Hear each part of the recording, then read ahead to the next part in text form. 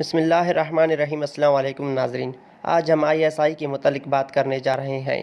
گمنام ہیروز یعنی پاکستانی ایجنٹس، جن کو آئی ایس آئی بھی کہتے ہیں، یعنی انٹر سروس انٹیلیجنس، جن میں کام کرنے والوں کو ہمارے ملک پاکستان میں مارخور بھی کہا جاتا ہے۔ آئی ایس آئی ادارہ دنیا کا وہ بہترین ادارہ ہے جن کا بجٹ دنیا کے تمام انٹیلیجنس اداروں میں سب سے کم اور جس میں کام کرنے والے ہیروز سب سے زیادہ ہیں۔ آئی ایس آئی میں کام کرنے والے ہیروز کی ملازمت کی کوئی مدت نہیں ہوتی اور نہ ہی کوئی ریٹائرمنٹ ہوتی ہے۔ آئی ایس آئی میں کام کرنے والے تقریباً 80% ایجنٹ سویلین ہوتے ہیں۔ آئی ایس آئی دنیا کے تمام انٹیلیجنس اداروں میں وہ واحد انٹیلیجنس ادارہ ہے جس کا آج تک کوئی ایجنٹ پکڑا نہیں گیا، اور آئی ایس آئی سب سے زیادہ کامیاب آپریشنز کرنے میں بھی پہلے نمبر پر ہے۔ دنیا کے تمام انٹیلیجنس اداروں سے زیادہ آئی ایس آئی کے مشنز ہوتے ہیں، کیونکہ پاکستان وہ واحد اسلامی ملک ہے جن کے پاس ایٹم بم ہے۔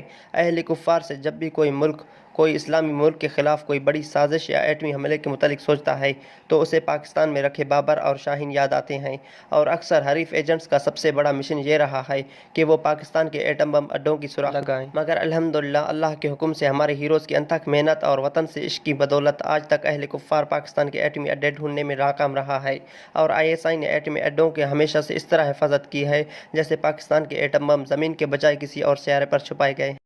آج بھی آئی ایس آئی بیک وقت را، موساد، سی آئی اے اور نہ جانے کتنے ان گنت انٹیلیجنس اداروں کا مقابلہ کر رہا ہے۔ اللہ پاک سے دعا ہے ہمارے گمنام ہیروز کو ہمیشہ اپنی حفظ و امان میں رکھے اور ان کا ہر مشن کامیاب کرے۔